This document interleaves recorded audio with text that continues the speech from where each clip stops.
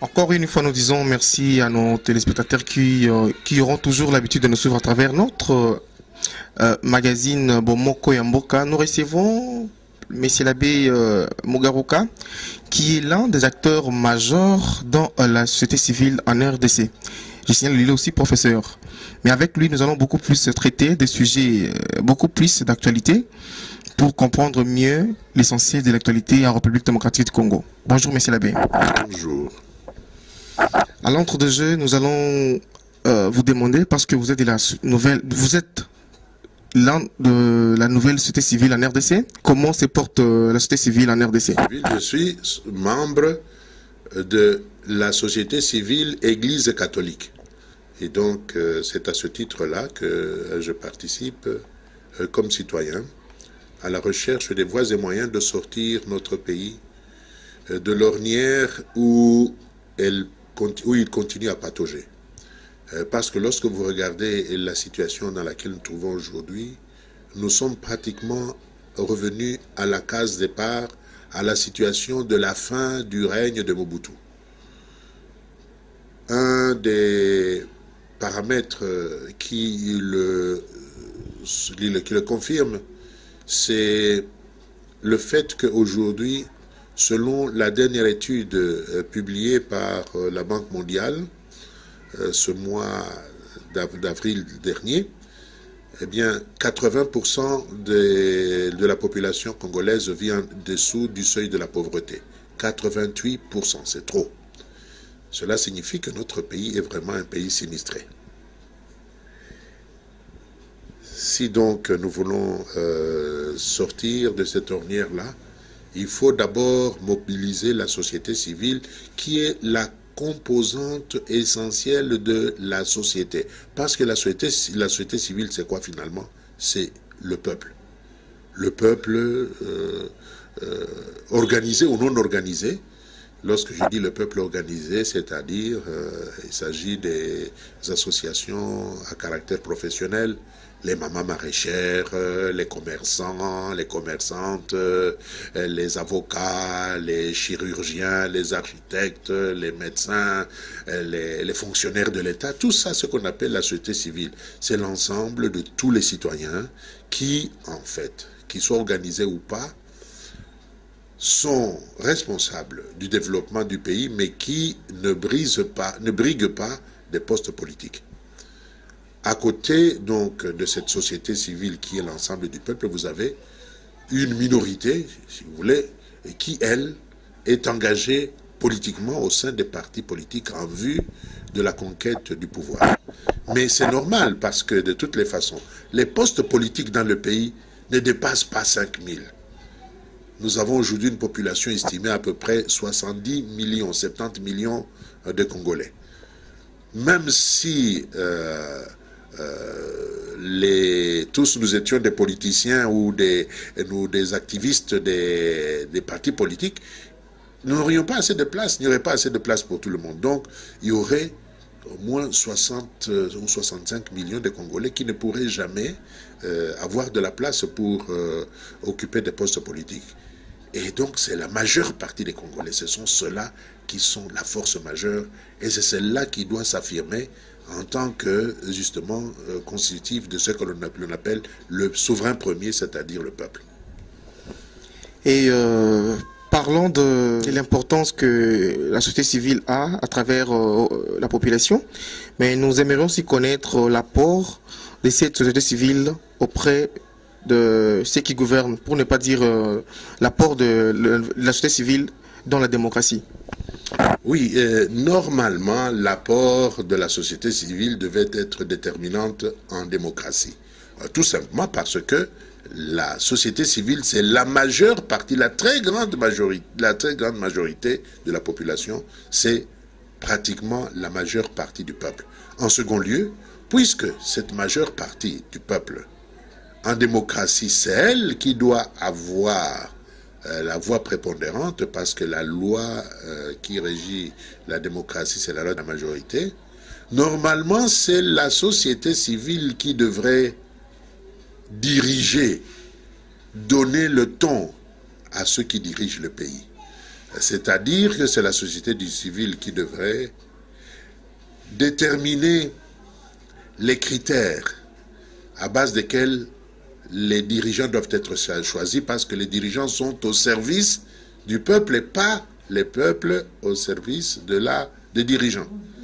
Et aujourd'hui, nous constatons quoi? Nous constatons que, puisque nous n'avons pas de véritable culture politique, nous n'avons pas de mentalité démocratique, eh bien ce sont les dirigeants, les politiciens qui confisquent le pouvoir, qui confisquent l'espace politique, qui confisquent l'espace social, confisquent l'espace économique. Et au lieu que ce soit le peuple qui mette les dirigeants à son service, ce sont les dirigeants qui essayent de mettre le peuple à son service, et cela pour des profits que je pourrais appeler privés, égoïstes, particuliers. Alors que les véritables dirigeants doivent être au service de ce que l'on appelle l'intérêt général. Et donc aujourd'hui, notre société civile a été aussi d'une certaine façon confisquée, a été d'une certaine façon écartée, a été d'une certaine façon éliminée, écartée par la classe dirigeante, ce qui est antidémocratique, ce qu'on appelle une dérive autocratique et antidémocratique, c'est-à-dire là où, au lieu que les politiciens soient au service du peuple, ils essaient de mettre le peuple et le pays à leur service. Et parlons de l'actualité. Comme nous le connaissons bien que le secrétaire d'État américain John Kerry était précisément ici à Kinshasa, d'où un certain dimanche, il s'est rencontré avec le chef de l'État. Mais partant son passage, il y a deux mots qui ne cessent de couler. Et le secrétaire d'État américain a demandé au président Kabila qu'il y ait le respect de la Constitution. Et de l'autre côté de l'opposition demande à ce que Malou Malou puisse dégager. Qu'est-ce qu'on peut comprendre par là? Non, je crois qu'il y a une certaine confusion dans ce que vous dites. Kerry a demandé que le pouvoir congolais respecte la Constitution, et je dis bien la Constitution actuelle, qui limite les mandats du président à 2. Et pour ce qui concerne le président Kabila, comme il va accomplir ces 2 mandats de 5 ans successifs, donc il a demandé que le président, il a rappelé au président de la République que, conformément à la Constitution actuellement en vigueur, il doit partir en 2016. C'est conforme à la loi congolaise. Ça, c'est une chose. Et il a été clair là-dessus. Il a dit que le président Kabila ne doit pas briguer un 3e mandat, ce qui serait contraire aux prescrits de la Constitution congolaise actuelle. L'autre problème que vous évoquez, celui de Kabila, c'est un problème qui n'a pas été abordé par M. Kerry. Mais c'est un problème qui existe ici, au sein de la classe politique congolaise en particulier, où Kabila est soupçonné de jouer le jeu du pouvoir en place, ou plus précisément du président Kabila, et de vouloir prolonger son mandat d'une manière anticonstitutionnelle, ou de tripatouiller la Constitution pour permettre à Kabila de continuer, ce qui revient au même. Et ça, c'est un autre problème. Mais M. Kerry a simplement rappelé que la démocratie, qui, comme vous le savez, est devenue l'idéologie dominante dans le monde, eh bien, que conformément à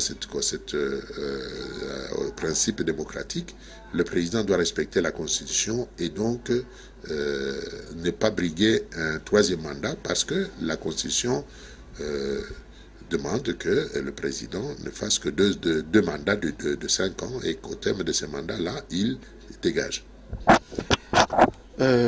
Parlons aussi de votre carrière. Vous êtes aussi professeur. Vous avez vécu au Congo. Vous avez vécu le départ du président, l'ancien président Maréchal Mobutu. Vous avez vu l'après Mzee Kabila. Et aujourd'hui, admettons qu'en 2016, Kabila, le fils, partir. quelle image vous pouvez...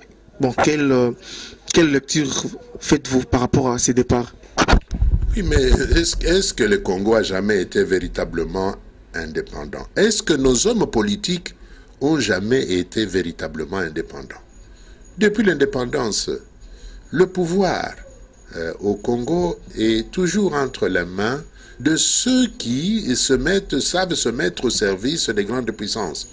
Pendant la guerre froide qui s'est terminée, comme vous le savez, en 1989, donc pendant toute la première période de l'indépendance, le Congo était dans le camp capitaliste, donc dans le camp américain. Et pour pouvoir se maintenir au pouvoir, il fallait s'inféoder, être le vassal des Américains. Et ce sont les Américains qui ont maintenu, qui ont créé Mobutu et qui l'ont mis au pouvoir. C'est vrai que ils ne l'ont pas fait sans sa participation. Et ils n'ont pas choisi comme ça au hasard. Ils l'ont pris parce qu'il était positionné. Mais c'est eux qui l'ont mis au pouvoir. C'est eux qui l'ont chassé. Et une fois que l'équilibre géopolitique et géostratégique du monde avait changé, donc avec la chute du mur de Berlin, c'est-à-dire la fin du capitalisme et du communisme plutôt, eh bien, les Américains ont pensé qu'il était temps que Mobutu parte, il avait rempli son mandat. Eh bien, c'est eux qui ont décidé de le mettre à la porte et il est parti.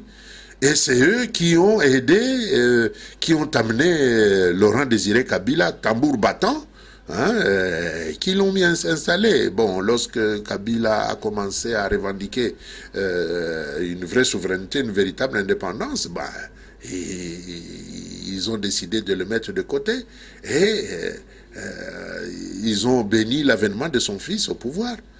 Donc, depuis que le pays a accédé à l'indépendance, à la souveraineté nationale, il a toujours été dans le camp américain, dans le camp occidental, et ce sont donc les Occidentaux qui décident de l'accession au pouvoir et des régimes, de la stabilité ou de l'instabilité des régimes en place. Cela signifie donc que nous n'avons jamais été indépendants, et donc si nous n'avons jamais été indépendants, nous ne pouvons pas non plus prétendre nous approprier notre souveraineté et développer le pays, parce qu'un pays qui n'est pas indépendant ne peut pas se développer. Le premier niveau du développement du pays, c'est la liberté, c'est l'autodétermination, c'est la prise en charge de soi par soi-même. Et donc,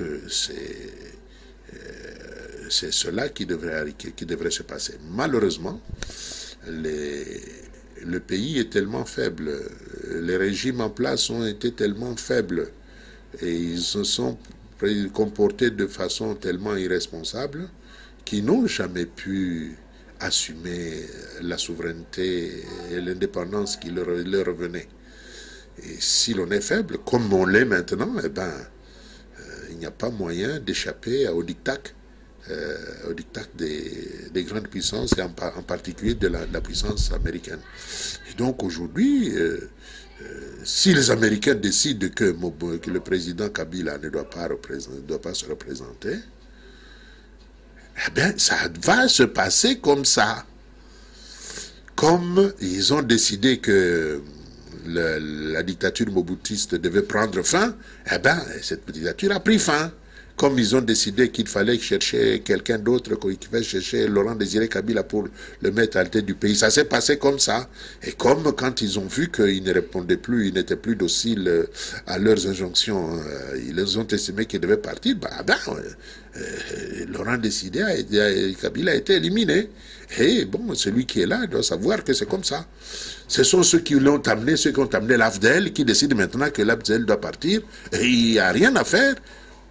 À partir de dimanche, nous sommes dans une nouvelle ère. La donne a complètement changé. Ceux qui sont là au pouvoir doivent savoir que ceux qui les y ont amenés ont décidé maintenant que le moment de leur départ est arrivé. Et donc, il n'y a rien à faire. C'est comme ça. À nous les Congolais maintenant, de nous poser la question de savoir et après. Est-ce que ce n'est pas justement le moment maintenant d'organiser le peuple et en particulier la société civile pour que nous puissions nous approprier véritablement notre souveraineté nationale afin de sortir le pays de la pauvreté, du sous-développement, de la malgouvernance et de la misère. C'est maintenant que nous devions commencer à réfléchir. J'en appelle à la conscience d'abord de ceux qui se disent des hommes politiques. Réfléchissons. Ça ne sert à rien de changer de régime, un régime qui a échoué, pour mettre un régime qui sera pire que celui-là. En changer de chef, ce n'est pas ça la solution. La solution, c'est de mettre en place un bon chef. Changer le régime, ce n'est pas ça la question. La question qui doit nous préoccuper maintenant, c'est de savoir comment mettre en place un régime qui est capable d'assurer le bien-être du peuple et le développement du pays. C'est ce qu'on appelle la gouvernance. La gouvernance, c'est la capacité à assurer le bien-être du peuple et le développement du pays. Donc, la question, c'est celle-là. Et il faut que, d'abord, les dirigeants soient préoccupés uniquement de cela, le bien-être du peuple et le développement du pays. Il faut ensuite, et peut-être d'abord, que le peuple s'approprie sa souveraineté et soit capable d'imposer des dirigeants, de choisir des dirigeants qui sont, qui sont au service du bien-être de la population et du développement du pays plutôt que l'inverse. Et c'est pour cela que c'est important aujourd'hui que la société civile commence déjà à expliquer au peuple. Nous devons dire ce que nous voulons que notre pays devienne. Nous avons le droit, le devoir de dire quels sont nos besoins, quelles sont nos aspirations, quelles sont nos demandes et d'imposer cela à ceux qui veulent diriger le pays, d'imposer cela en termes de projets de société. C'est à eux de présenter des projets de société qui tiennent compte des aspirations et des demandes et des besoins du peuple. Et c'est à cette condition-là que nous allons que le peuple va les élire. Et donc, il faut que nous commencions à préparer cela parce que ça ne s'improvise pas. Ça ne s'improvise pas. Nous entamons une autre question. Comme nous le connaissons tous, la ville-province de Kinshasa est débordée ces derniers jours avec l'afflux de nos confrères qui vivaient de l'autre côté de la rive. Et il y a une question. Lorsque j'ai parlé avec une consoeur, je lui ai dit que je devais avoir une mission avec M. l'abbé. Il m'avait dit de vous poser cette question. Après la mort de nos compatriotes qui ont trouvé la mort à côté du lac Albert, après s'en est suivi la mort de Congolais qui ont trouvé aussi, eux, la mort dans les Katanga. Après la mort de Katanga, s'en est suivi les activités d'hommage à Kinkessiri, là où il y a eu aussi de morts. Et ces derniers, c'est les expulsions de manière irresponsable des autorités de Brazzaville pour de Congolais d'en face. Jusque-là, le chef de l'État, garant de la nation, le chef des armées, garant de la Constitution, n'est dit mot. D'après vous, étant que intellectuel, qu'est-ce que souffre Kabila? Oui, mais j'ai toujours été d'avis que notre pays n'est pas assez gouverné, que notre État est un État défaillant. Je l'ai toujours dit et répété. Si nous en arrivons à des situations où les Congolais meurent sans que personne ne s'en ameuve, sans que les pouvoirs ne bougent, c'est signe que ce pouvoir-là est un pouvoir qui est défaillant, un pouvoir qui est irresponsable, un pouvoir qui a démissionné et qui n'est pas à la hauteur de sa tâche. C'est ce qu'on appelle un déficit de gouvernance. C'est aussi le manque de leadership. Absolument, la gouvernance suppose et implique nécessairement le leadership. Vous savez, un gouvernement, un État est un organisme qui est hiérarchisé et qui ne peut pas fonctionner s'il n'est pas organisé. C'est-à-dire s'il n'y a pas un chef. L'organisation, il faut qu'il y ait un centre d'impulsion, comme on dit. Il faut qu'il y ait un leadership, beaucoup plus un leadership qu'un leader, parce que le gouvernement d'un État est tellement complexe qu'il ne peut pas être assuré par une seule personne, par un leader. Ce qu'il faut, c'est un leadership, et au sein de ce leadership, il doit y avoir un leader. Si ça ne fonctionne pas, c'est que quelque part, eh bien, nous sommes dans une crise de leadership. Et c'est justement cela que nous devrions essayer de restaurer. J'ai dit que nous ayons une nouvelle donne. Nous devons nous demander à nos politiciens de faire émerger, nous devons faire émerger un nouveau leadership. Celui qui est capable, justement, lorsque les Congolais meurent, de s'impliquer et de chercher à savoir pourquoi ils meurent.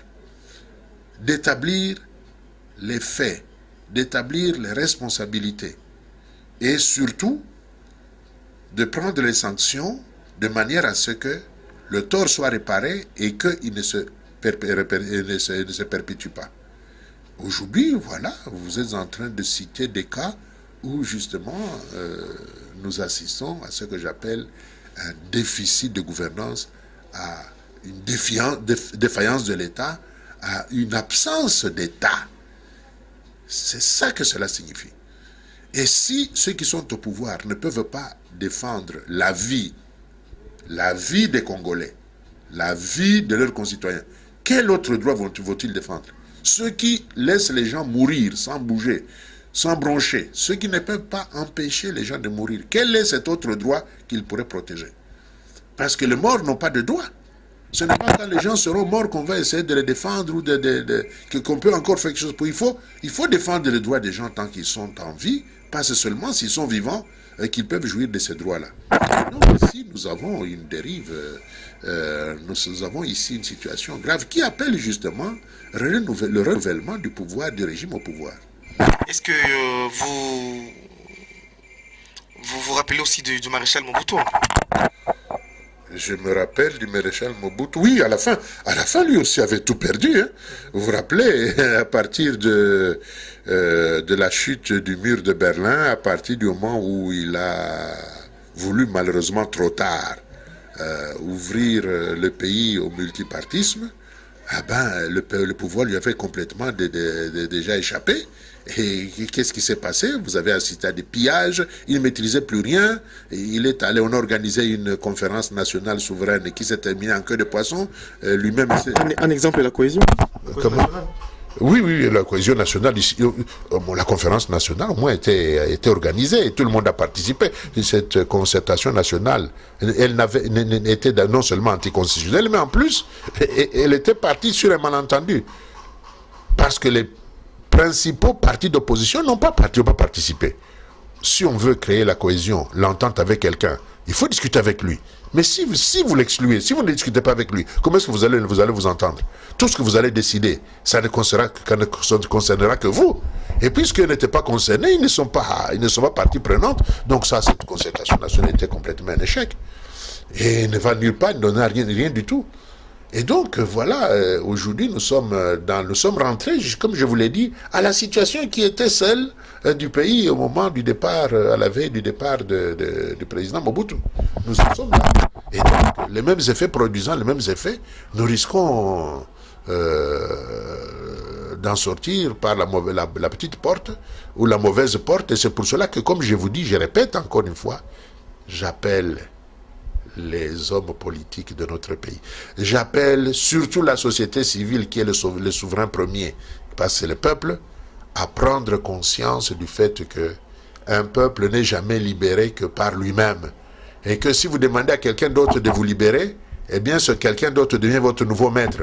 Que l'indépendance, la souveraineté, c'est l'appropriation de sa propre souveraineté, c'est-à-dire la capacité de s'auto-gérer, la capacité de se prendre en charge, la capacité pour le peuple d'être maître de son destin.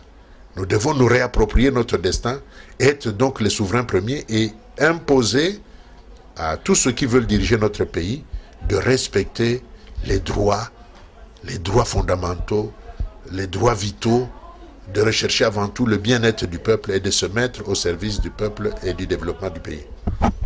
Nous avons deux dernières questions. Mais avant, je vais vous poser une question, professeur. Partant de l'existence de notre pays, à l'époque de Mobutu, il y avait des misères. Oui. À l'époque de Mzee Kabila aussi, il y en avait. À l'époque du président Kabila actuel aussi, il y en a. Mais comment pouvons comprendre l'essentiel de ces misères-là au peuple congolais? Est-ce qu'il y a le changement?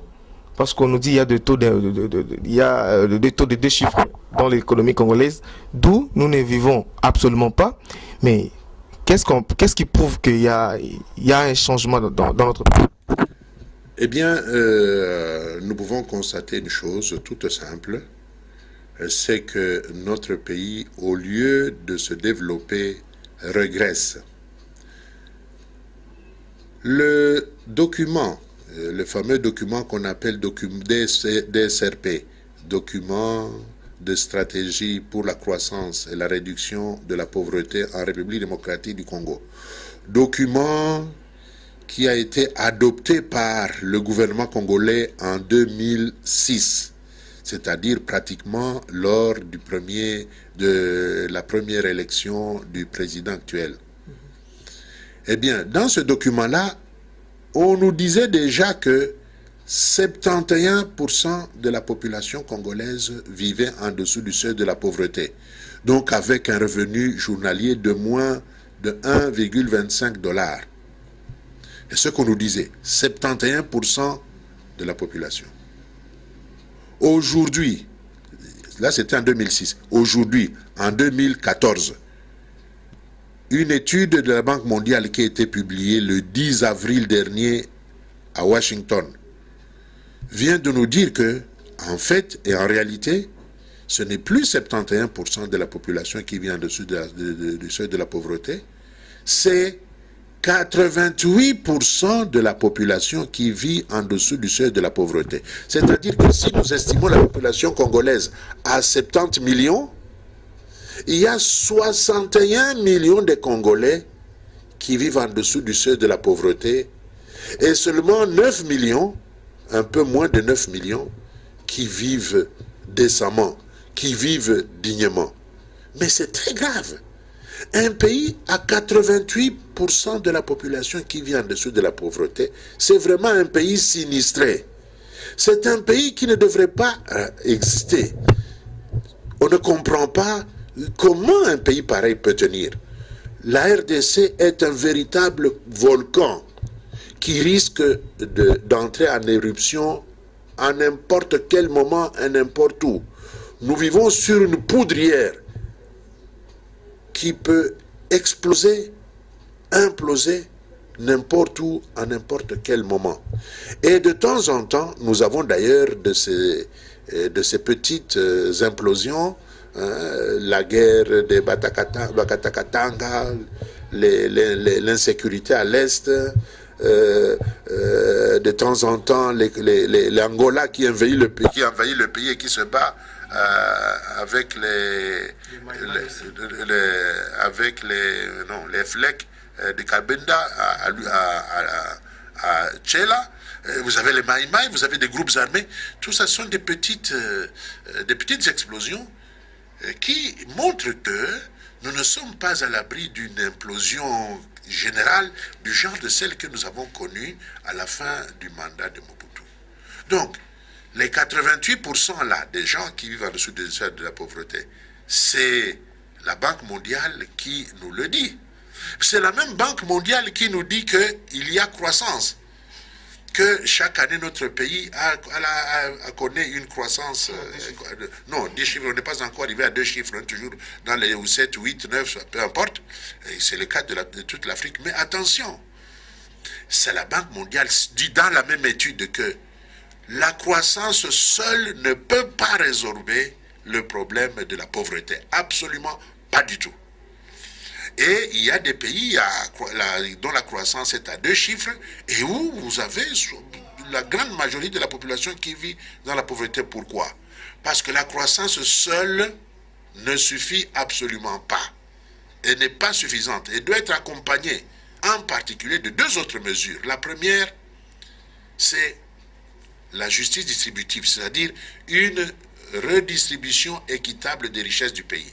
C'est-à-dire que si la richesse du pays est toujours confisquée par la même minorité, une oligarchie prédatrice qui prend tout et qui ne laisse rien aux autres, vous pouvez avoir même une croissance à 2 chiffres sans que cela modifie la situation de la majeure partie de la population. Et donc il faut absolument une politique volontariste d'une répartition beaucoup plus équitable des richesses du pays. Je donne un exemple simple pour faire comprendre cela aux gens. Il n'est pas normal que le salaire d'un député national équivaille au salaire de 120 enseignants de l'école primaire. Ce n'est pas normal. Ou de 120 policiers. Qu'un député touche 6 000 $, et alors qu'un policier ne touche que 50 $, un enseignant 50 $, c'est très anormal. Dans d'autres pays, la tension salariale, et c'est le cas en tout cas en France, est de 20. C'est-à-dire qu'on n'accepte plus que dans l'administration, la même administration, il y ait des gens qui aient un salaire 20 fois supérieur, plus de 20 fois supérieur à celui qui touche le moins. Donc une politique de justice distributive. Parce que ce pays nous appartient à nous tous. Ce pays n'est pas la propriété privée des politiciens. Ils ne sont pas les seuls à avoir droit à bénéficier des richesses de ce pays décédant de la Constitution comme ça. S'ils sont au service du peuple, ils doivent absolument assurer une juste redistribution des richesses nationales et fixer le SMIC, un SMIC qui soit véritablement significatif, équitable et objectivement décent. Donc ça, c'est une première condition qu'il faut réaliser. Une deuxième condition, il faut qu'il y ait un minimum de démocratie. C'est-à-dire un minimum de participation des citoyens. Il ne faut pas que les politiciens confisquent l'espace politique, l'espace social, l'espace économique. La citoyenneté responsable, c'est aussi la participation à la production. Il faut qu'on lance les gens, qu'on pousse les gens à participer, à produire, augmenter la production du pays pour que nous soyons capables de faire face à la demande sociale. Donc, aujourd'hui, on le sait, nous sommes sinistrés. La RDC est sinistrée. Malgré cette fameuse croissance, elle n'est pas suffisante. Il ne faut pas que les politiciens continuent à en tromper. Ceux qui les cotent, ceux qui les appellent les bons élèves du Fonds monétaire, etc., c'est eux-mêmes qui leur disent que nous avons 88% de la population congolaise qui est en dessous de la pauvreté, et qui leur disent que cette croissance-là qu'ils brandissent ne suffit pas, mais alors pas du tout, pour assurer le bien-être minimum du peuple et les droits sociaux des citoyens. Et donc là, c'est une illusion. Et que les politiciens cessent de nous tromper, de tromper les gens. La croissance est une bonne chose, mais c'est vraiment insuffisant si ce n'est pas couplé à ce que j'appelle une justice sociale, une juste redistribution des richesses du pays. Nous sommes pratiquement arrivés à la fin. Nous sommes pratiquement arrivés à la fin de notre émission, vu ce que nous avons comme questions. Et je pense que nous allons passer encore une fois pour de débats et d'analyses approfondies. Nous disons merci au professeur, mais un dernier mot. Le temps est arrivé pour le peuple congolais de se réapproprier sa souveraineté et de renverser la situation dans laquelle nous nous trouvons aujourd'hui, où c'est le peuple qui est au service des dirigeants, être au service du peuple et gérer le pays en cherchant à résoudre les problèmes du bien-être du peuple et du développement du pays, et ce qu'on appelle la gouvernance. Et aujourd'hui, il nous est donné l'occasion de sortir du régime dans lequel nous trouvons et qui n'a pas été capable d'assurer le bien-être du peuple et le développement du pays. J'ai cité ces chiffres. Le DSRP qu'il a adopté et qu'il s'était donné comme programme en 2006 prédisait que nous avions 71% de la population qui vit en dessous de la pauvreté. Aujourd'hui, la Banque mondiale vient de sortir une étude ce mois d'avril-ci pour dire que nous avons régressé, que nous sommes à 88%. Je crois que c'est le moment de prendre acte de cela. Le pouvoir en démocratie, comme dans tous les autres pays du monde, sert à résoudre les problèmes de la population. Un pouvoir qui ne peut pas résoudre les problèmes sociaux de la population n'a pas de raison d'être. Et nous, les Congolais, en tant que peuple souverain, nous avons à imposer cette vision des choses à ceux qui voudraient nous diriger et qui devraient saisir l'occasion qui nous est donnée par la communauté internationale, par la prise de position de la communauté internationale, pour commencer à préparer ce que j'appelle non pas seulement l'alternance au pouvoir, mais l'alternative au pouvoir afin de sortir le pays de la misère, du marasme et de l'absence de gouvernance. Ok, merci monsieur. Merci. Nous sommes arrivés à la fin, nous disons merci à l'équipe technique qui nous ont soutenus pour que nous ayons cette émission. Nous remercions aussi le président de la nouvelle société civile congolaise, la personne de M. Jonas Tchombela, qui a permis à ce que nous soyons ensemble avec le président, avec le professeur Abbé Mugaruka. Nous disons aussi merci à notre caméraman, Cass Trésor, qui nous a pris de belles images. Nous remercions aussi notre patron, à la personne de Patrick Momo, que nous disons aussi merci pour la confiance accordée.